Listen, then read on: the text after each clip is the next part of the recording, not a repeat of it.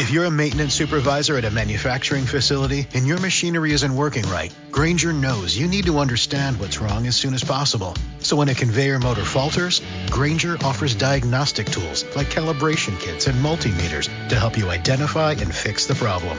With Grainger, you can be confident you have everything you need to keep your facility running smoothly.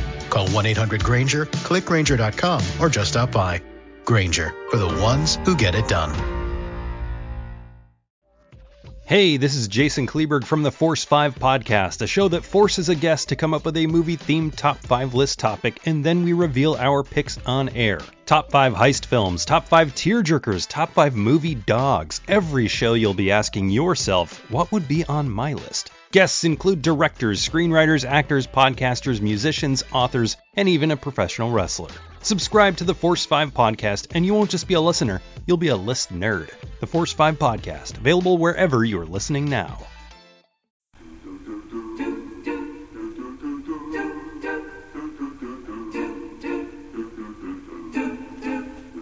Santa's watching, Santa's creeping, now you're nodding, now you're sleeping. Were you good for Mom and Dad? Santa knows if you've been bad. There might be a treat for you in Santa's bag. Hello, everyone, and welcome to the Kulturecast. I'm Chris Stachiw. And I'm Sean Liang. And today is Garbage Day. Speaking. In more ways than fucking one. And today we are joined by Russ Linton. Hello. Renowned author out of Denton, Texas. That's right, Russ. I'm not illegally downloading movies, Linton. That's me. Russ, don't shoot me. I have a hatchet. Linton. Oh, man. It's been quite a while since we've had you on, Russ. Yeah, it has. I've had a combination of just technical difficulties and writing difficulties and, all kinds of stuff. Not really difficulties, just some self-imposed deadlines I've set that have been kind of a bitch to meet. Deadlines are good, though. No, yeah, they are. Deadlines are very good.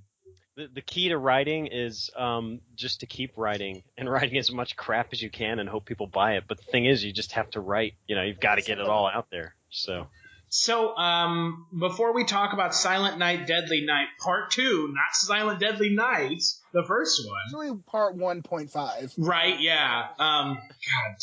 Jesus Christ. Russ and Sean, have you guys been watching anything? What about you? You start, Russ. Yeah. I just finished Narcos on Netflix. I love that show. Oh my god, that was amazing. Yeah, I'm a total Netflix convert. I got rid of most of my cable. I just use it for the internet pipe, and I am watching shows on Netflix because most of their original programming has been just freaking amazing. Better than anything that's on normal TV. Yeah. Yeah, you can tell, and you can tell it's kind of free of a lot of those weird restrictions, So, and it's really good stuff. Narcos was great. Pablo Escobar, what a sorry sack of shit, right? I still have to watch it. That's one of those shows that's been on the back burner. I know the next Netflix thing that I'm going to start watching is that Making of a Murderer show. That's supposed to be pretty good. But Narcos, it keeps showing up on my loop. I've been watching everything else. I got around to watching Jessica Jones. I'm 3/4 the way through Daredevil. So nice. It's good to hear that it's good. Yeah. Oh yeah. It's definitely worth the watch. Daredevil is really good too. I was impressed with that. I haven't started Jessica Jones, but that's on my list as well. So you like Doctor Who, right? I'm not a huge Doctor Who fan. The like really old stuff where they're like making props out of like garbage pails and shit. I mean, for some reason that's really cool. That's like childhood memory stuff for me. You got Tom Baker running around just slurring all his lines and shit, and that's good stuff. But the newer stuff I just haven't gotten into. It seems like they've transformed it into some kind of like epic Doctor Who, and it's just not. Well, I'd say if you're a fan of Doctor Who, then Jessica Jones' villain is obviously some pretty great stuff. So okay, with good old David Tennant. So yeah. Yeah. Yeah, Netflix is really, everyone I think thought it was a fluke with Orange is the New Black and House of Cards, but Yeah, they keep turning them out. yeah, churning out stuff that's been consistently good, except for some of the children's programming like Inspector Gadget. That was from Netflix? That was a Netflix original? Mm-hmm. Oh. Jesus Christ. I think I saw parts of that. I don't know where I was. It wasn't intentional, but I was like, wow, this is crap. This is horrible crap. I didn't know it was Netflix, though. Yeah, I know there used to be an animated series, but I didn't know Netflix did it again. Netflix is like a CGI animated series. Oh, no. Yeah. What about you, Sean? You been watching anything? Well, aside from Star Wars, which everyone saw this weekend, except Russ. Yeah, it was this weekend rolls around. I'm like, well, I could go watch Star Wars, or I could just stay in and watch, Silent Night, Deadly Night 2. So that's what I did. I stayed in to watch this shit. Oh, man. Well, like you, I really wasn't excited to see the new Star Wars. I mean, I definitely wanted to, but my friend got my ticket, so that's the reason I went. And I really, really liked it. I was impressed. But other than that, I also saw Krampus, and I loved Krampus. It was like the perfect holiday movie.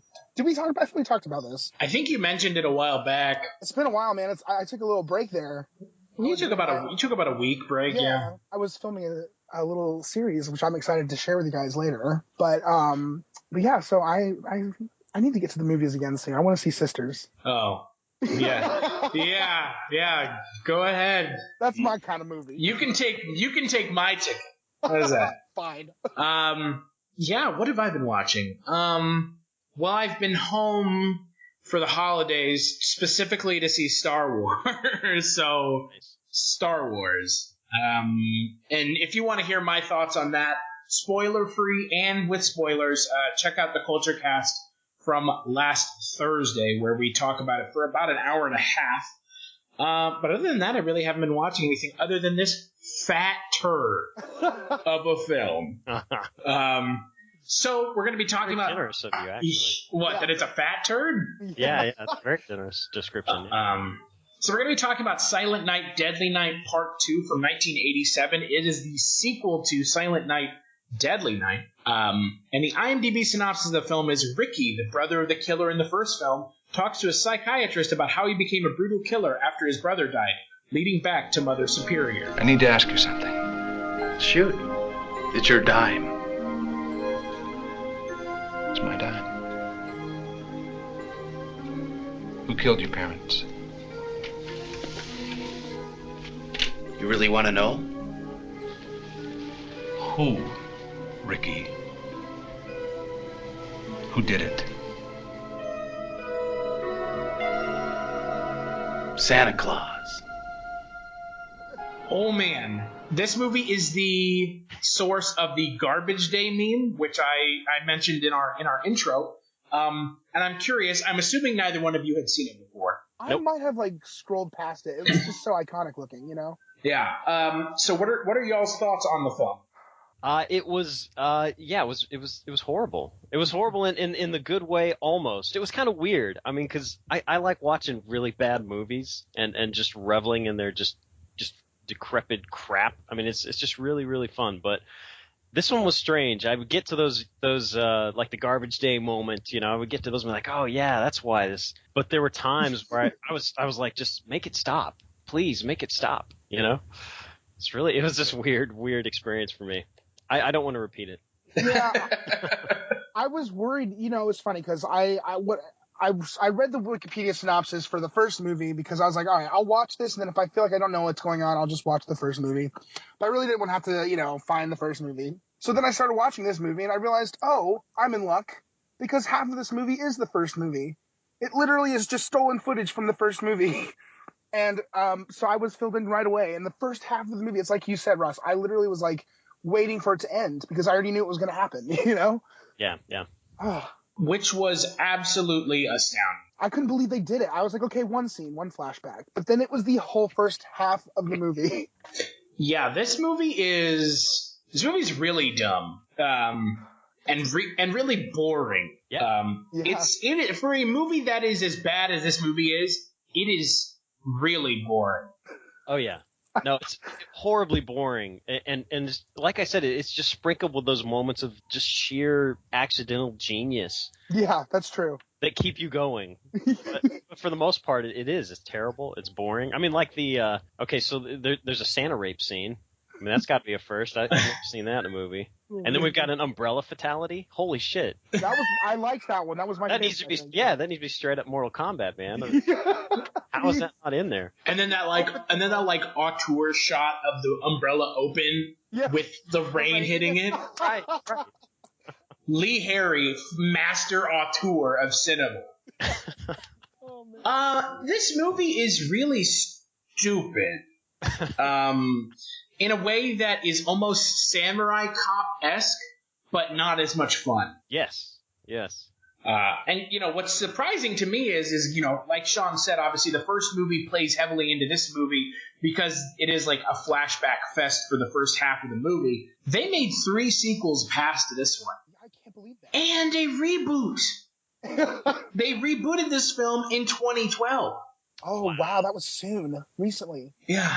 Like 3 years ago. Oh my God, I had no idea that with Malcolm McDowell and I mean because poor Malcolm McDowell, and Ellen Wong, who's been on this on the Kulturecast before when we were talking about Scott Pilgrim. Yeah.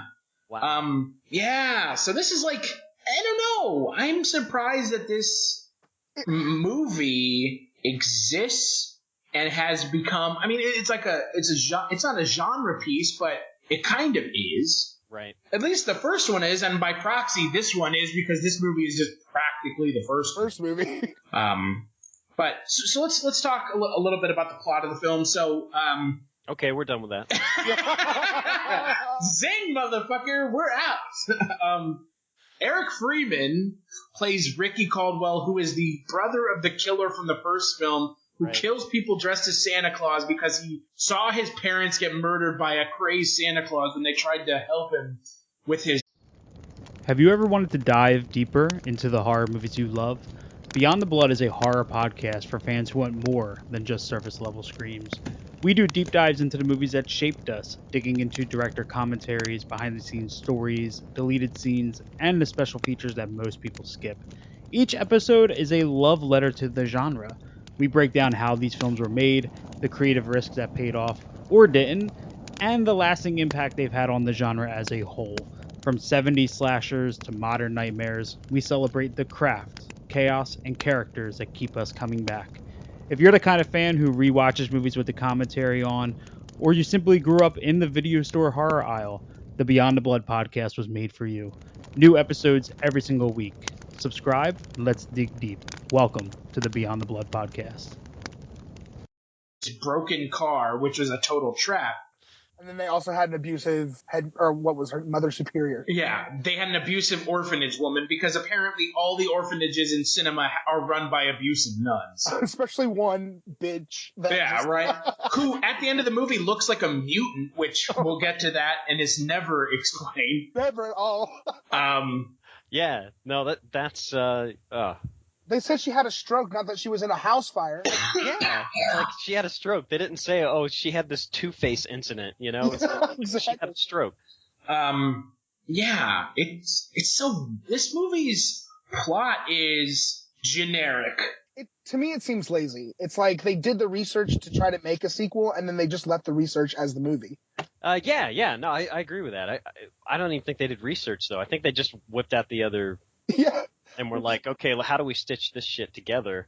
And I swear, between what was holding together between the flashbacks, it felt like somebody just gave a bunch of 12-year-olds a camera or something. And they're all running around with make-believe, like, oh, it'd be really cool if this happened, you know?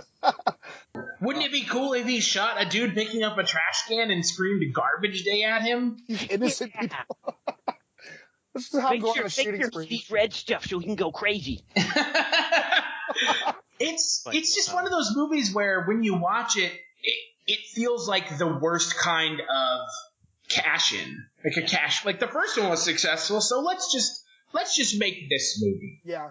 But this movie is so unbelievably bad that I can't even believe anyone went and saw this movie. Wait a minute, you said the first one was successful? It was mildly successful. Really? I mean, it had to have been if they made a sequel. It doubled the budget, supposedly. Really? Yeah. That's surprising to me because I haven't seen the first one other than the fact that I watched most of it in this. I haven't seen the first one, but technically, you have the expanded Cliff Notes version, and I can't believe that even that was something that made any money. That's pretty astounding to me. Well, and the first one also was it was pretty controversial at the time because when it came out, people were like, "Oh my God, he's making a movie where people die at Christmas and Santa Claus is murdering people." Well, I heard that was like a marketing fail. Like they had totally marketed the movie the wrong way, and people didn't expect to see that. Really? That's what I heard. That's what I was reading. So it was basically the controversy that sold tickets. So yeah. Like the early Human Centipede, right? I mean. Oh yeah. It was like it had a cult following, and that's probably where it made the rest of its money. Early Human Centipede with less people eating shit. Yeah. Unfortunately. I think everyone in this movie probably did that. Yeah. Just picked up a giant turd and stuffed it in their mouth. Just, delish. I feel like I ate a fucking turd watching this movie. Yeah. You were served one. For sure. And to be fair, I picked this movie, so fuck me. Okay, now that I know that, yeah, fuck you. It's one of those movies that's just been on my list forever, and it's December and it's Christmas, so. Right, it's thematic. Yeah, what it's thematic. I don't think that word means what you think it means. Yeah, because the second one has nothing to do with Christmas at all. No, it doesn't. Nothing to do with even Santa. It's just an echo of the first movie. Right. Oh. Which is really like I've never seen a movie like this one. Yeah, I haven't either, where it's like an episode of a TV show that you like that's just a compilation because they're trying to fill it. I mean, they had those, but those are clip shows and they make a joke about it. That's true. The dream sequence episode, yeah. Yeah, or on The Simpsons, they have all those clip shows where it's just like, and remember when this happened? Mm-hmm. Yeah, but not like this, where it's literally just like the movie, like someone torrented the movie and just went on Windows Movie Maker and put them together. So true. So true. No, that's true. Nobody's really had the balls to do that. So I guess kudos. Kudos for Yeah, God. Oh. You guys have a lot of balls. I do want to talk a little bit, since the plot is paper thin and or just Silent Night, Deadly Night. I want to talk about the best part of this movie, which is Eric Freeman as Ricky. Yeah. Okay. He is fucking nuts in this movie. He fully commits to this movie. Yeah, I gotta say that he wasn't he gave us those genius moments that we live for. Well, but he fully commits in an I can't act my way out of a paper bag way. Exactly. Like, we forgive him for it because he goes hard, He's kind of like the guy who plays Samurai Cop in Samurai Cop. Yeah, well, kind of, but he's even, more into it, I mean, he's just, he went full retard, He did. I mean, the things that they had him doing, I mean, just that whole, everything that takes place in the psycho, and then in his, I don't know, what would you call it? In his room?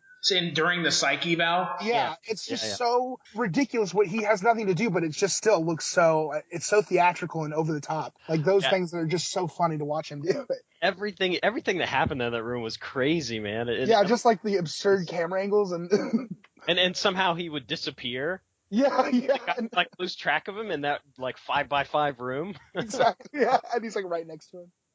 My favorite part of the movie is the constant recycling of naughty. Oh my God.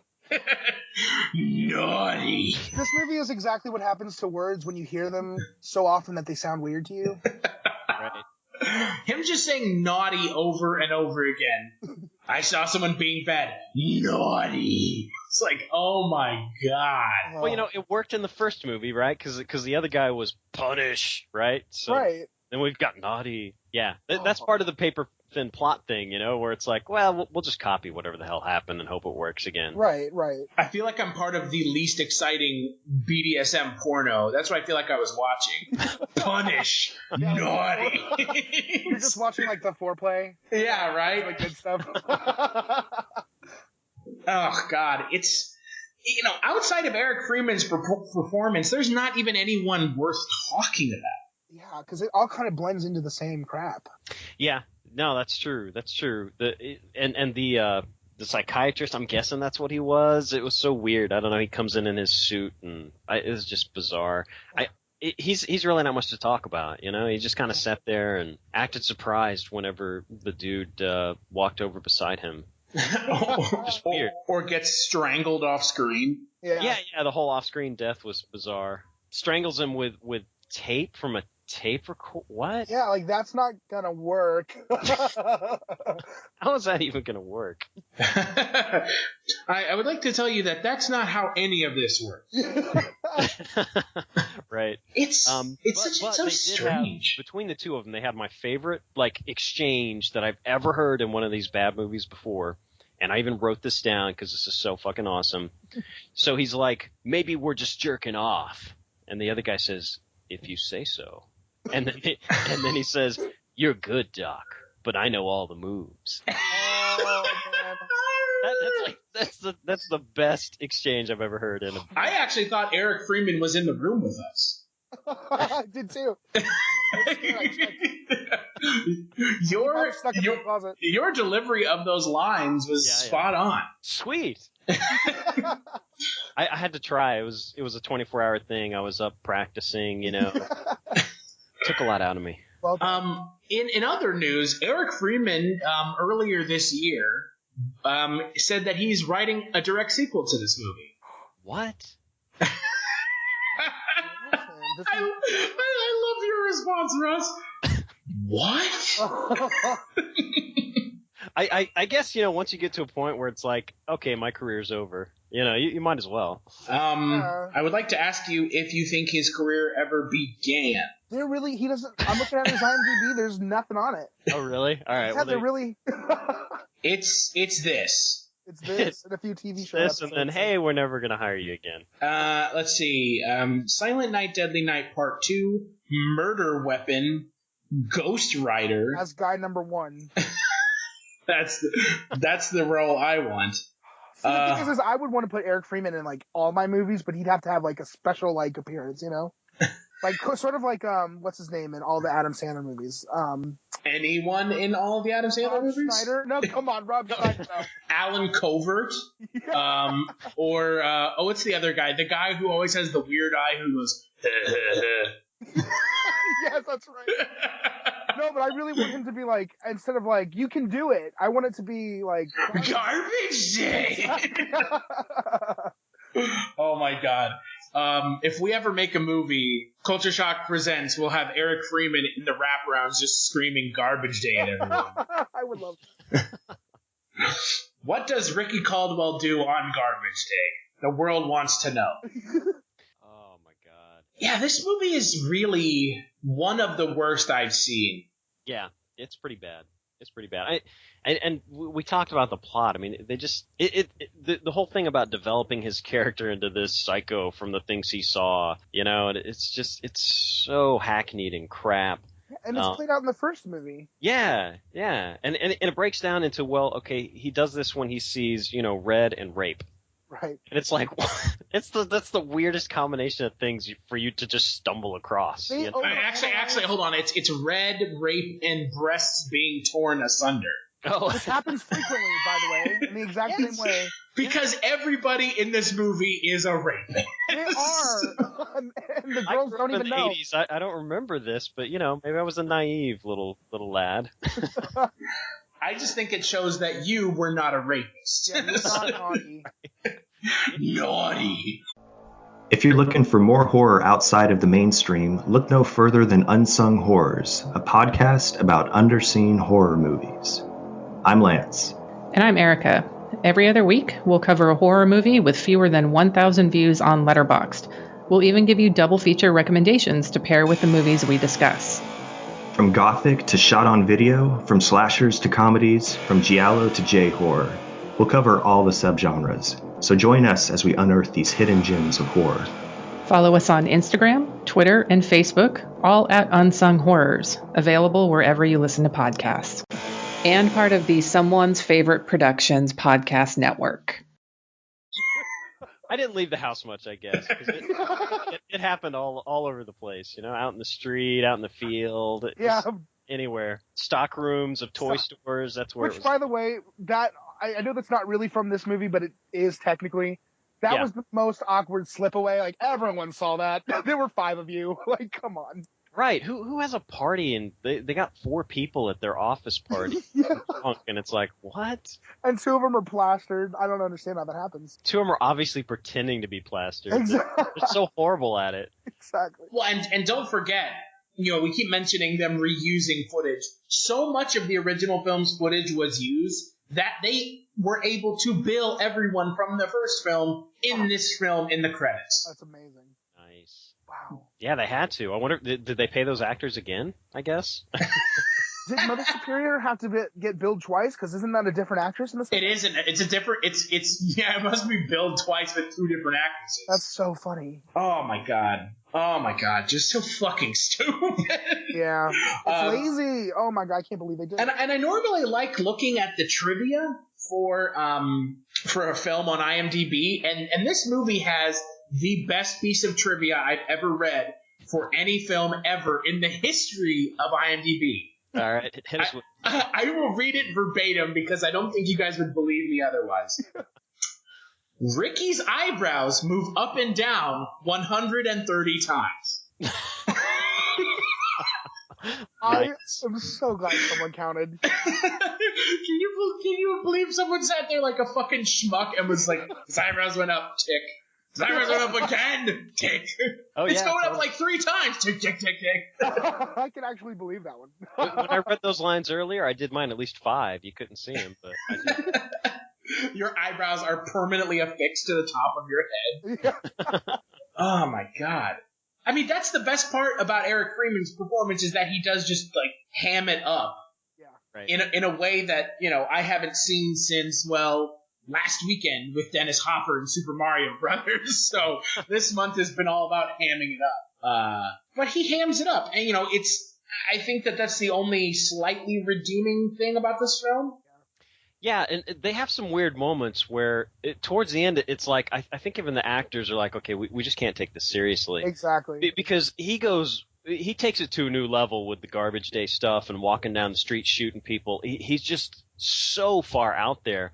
And then right before that, when he offs his girlfriend. Thank you for. I'm so glad you're going to say this. There's this weird Scooby-Doo moment or something where she's like. She's like, gulps. Yeah, she like gulps and says, "Uh-oh," and then runs. Yeah, and then turns. And it's just this bizarre cartoonish thing, and then he like kills her. And yeah, I think everybody there had checked out. So crazy. I checked out after this movie being on for 10 minutes. Yeah, it's so boring. Can you imagine having seen the first film and then going to see this film and being like, oh, I didn't realize I was just watching the first one. Wait, I'm still stuck on that first part. Imagine seeing the first film. I can't. Imagine, if you will, someone thought about it and went and saw the first film. Because you're right, no one saw the first film. Exactly. The poster on IMDb is a DVD double feature of Silent Hill Deadly Night and part 1 and part 2. Can you imagine who bought that DVD? Who bought that DVD? I'm sorry to tell you that I bought that. You have the. I have that and the director's commentary and the bonus. Well, thank God. You could have saved yourself some time and just got the second part, though. Yeah, dang, it's true. Oh gosh. Okay, so. Oh, okay. Another really, really interesting thing was the whole meta scene where he's in a movie theater watching a movie about a Santa killer. Yep. In a movie about a Santa killer. It's like Santaception.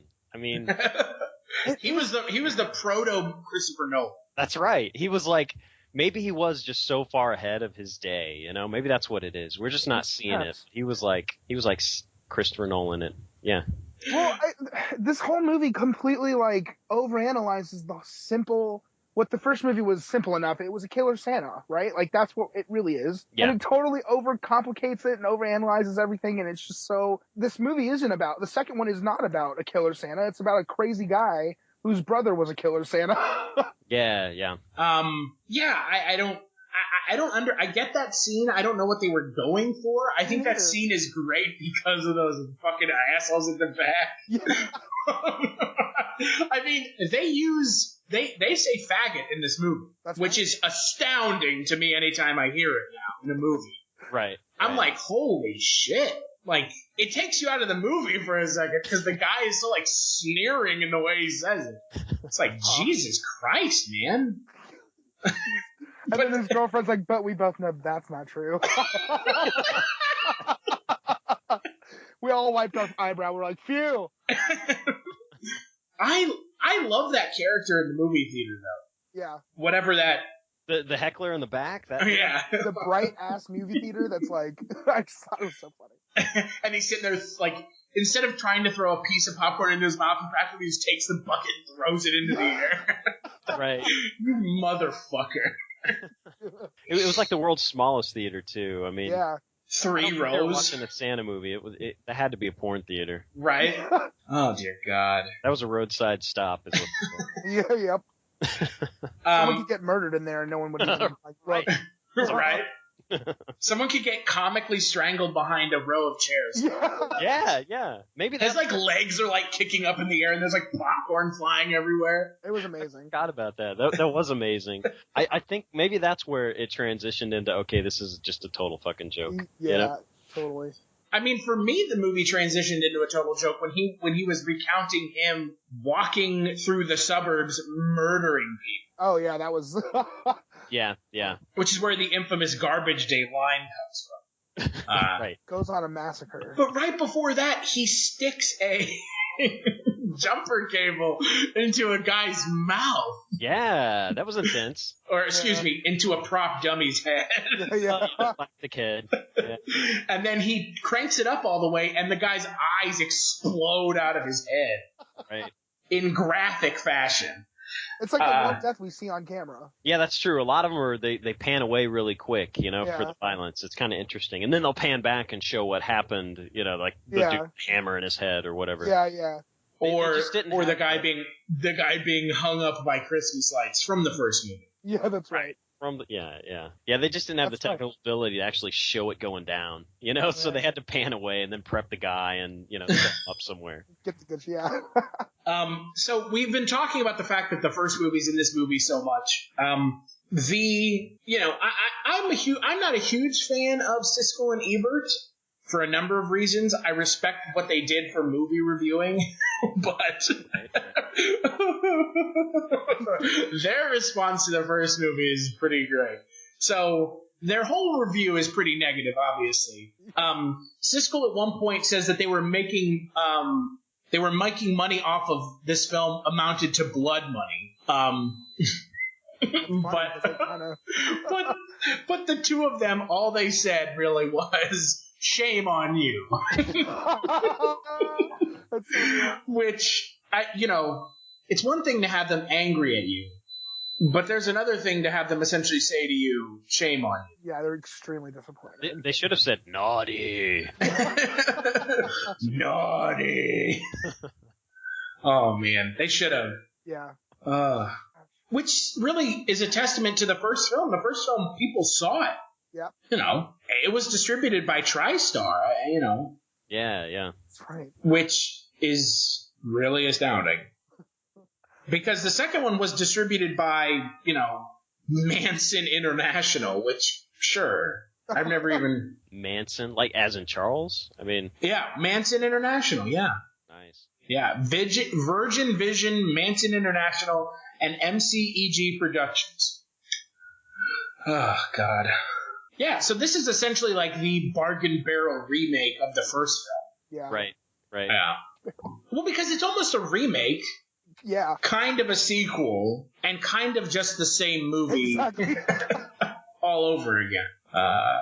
You get to see, all the good... It's like literally fast-forwarding to the good parts of the first movie. It's all the deaths. That's it. I guess so, yeah. Oh, yeah, that's true.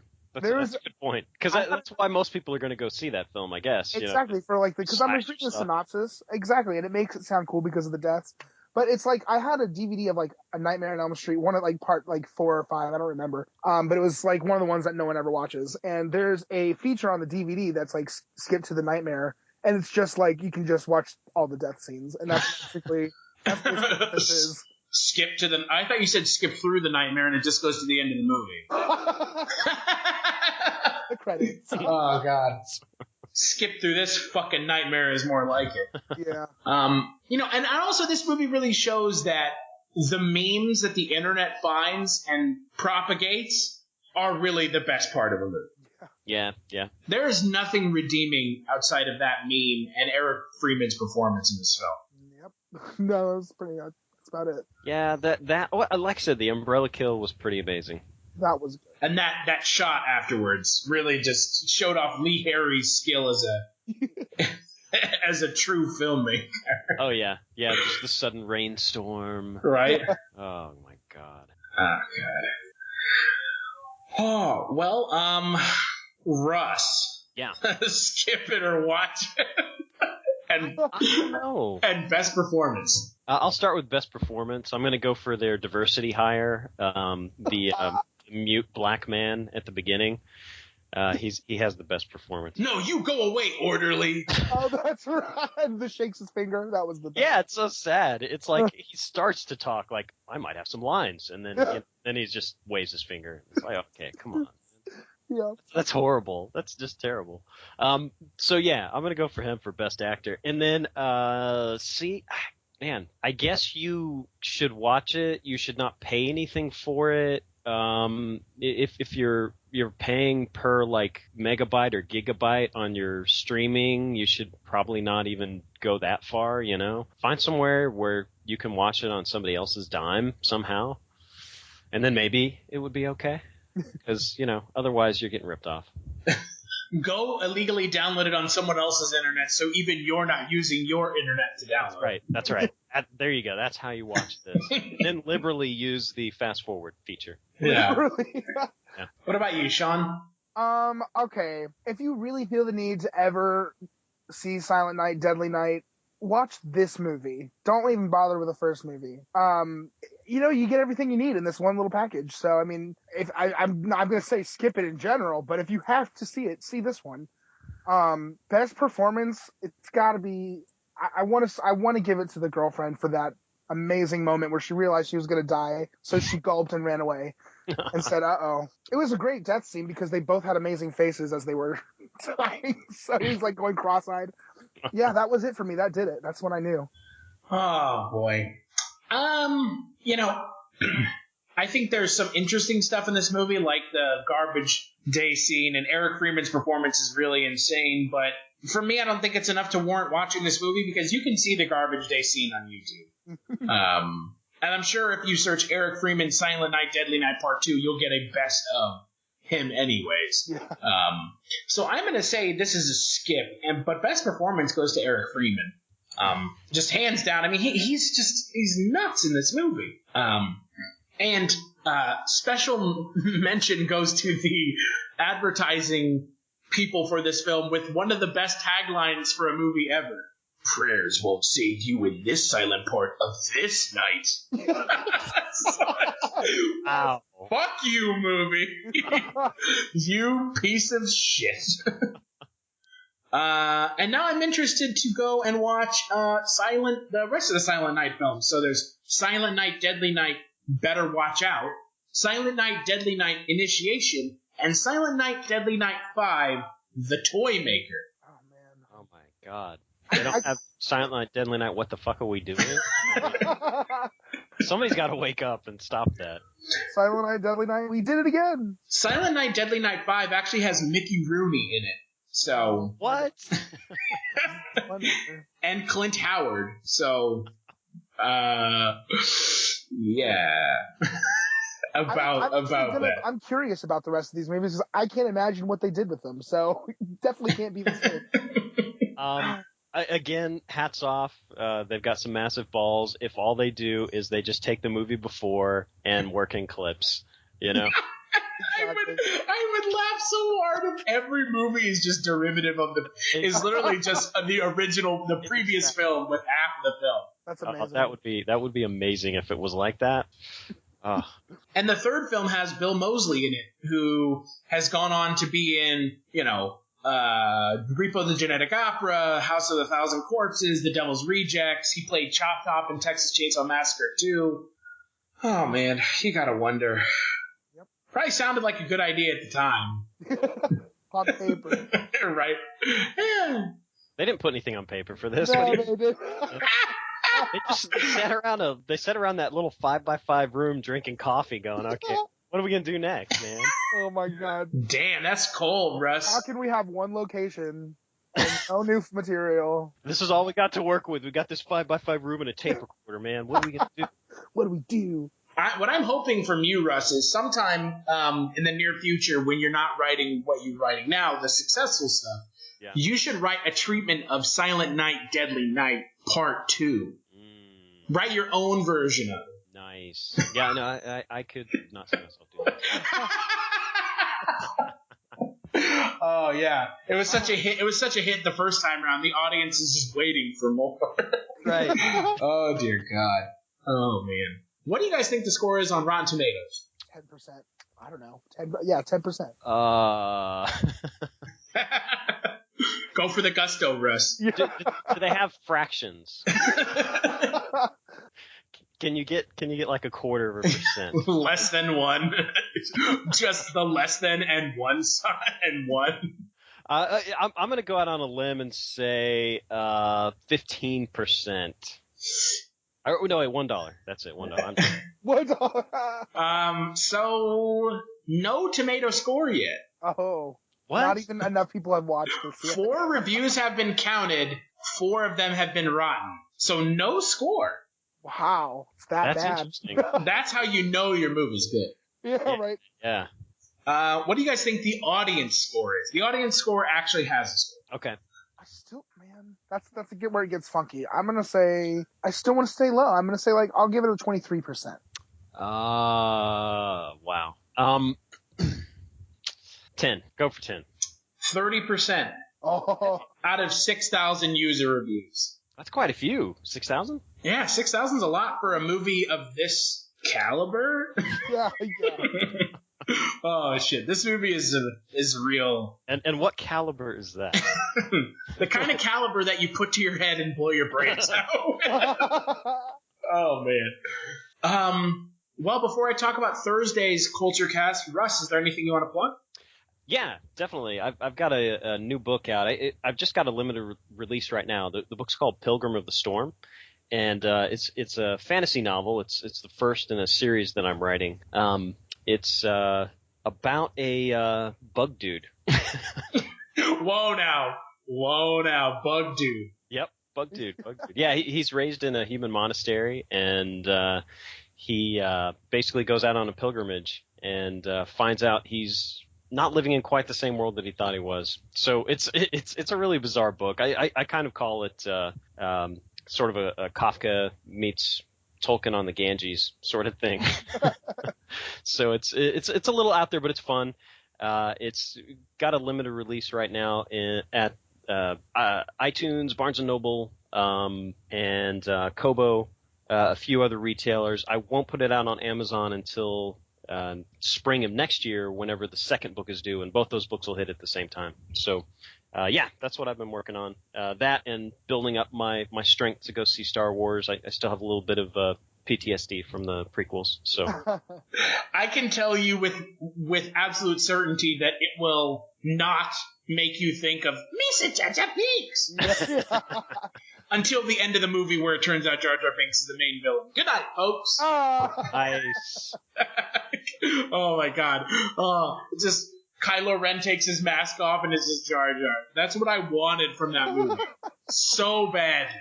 Man. Punish. Oh, no. You will know the true power of the dark side.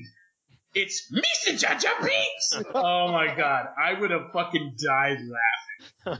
I would have jumped up and down in the theater and just been like, this is the best shit I've ever seen. Kudos to you, J.J. Abrams, for making a $250 million movie that's just one giant fucking troll piece. Yeah. Oh my God. What about you, Sean? You got anything you want to plug? Nothing new yet. I have something new coming soon. I'm really excited about. I can tell you that it's going to be a series on Vimeo, sort of like High Maintenance. So I'm excited for that. But in the meantime, follow me on Twitter. I'm Shaughnifer, and on Facebook, Sean Liang, and I will post all the updates as they come. And you can follow me on Twitter at Culture Stash. And if you like what you're listening to now, we have 100 plus episodes of the Kulturecast over at cultureshock.com. Along with written movie reviews, video game reviews, and a little bit of wrestling. This Thursday, we're going to be talking about Jingle All the Way 2. Because the first one just wasn't bad enough. Oh, God. Dear God in heaven. And that film stars none other than the acting powerhouse, the Oscar winner himself, Larry the Cable Guy. Oh, shit. It's art. It is art. That one. It's the kind of art that is reminiscent of a chimp smearing feces on a canvas. It's art. It is art. Oh, God. Russ, thank you so much for taking time out of your busy writing schedule to talk Silent Night, Deadly Night Part 2 with us. Yeah, thanks again for the invite. A lot of fun. And I always like roping you in for these bad movies. But to be fair, you picked it, so I like the bad movies. I'm good with the bad movies. I didn't pick the movie per se. I just picked this particular time slot. It just happened to be this movie. All right. So, I just want to clear that up. I feel like you were on Wikipedia looking like, which one of these is the worst one?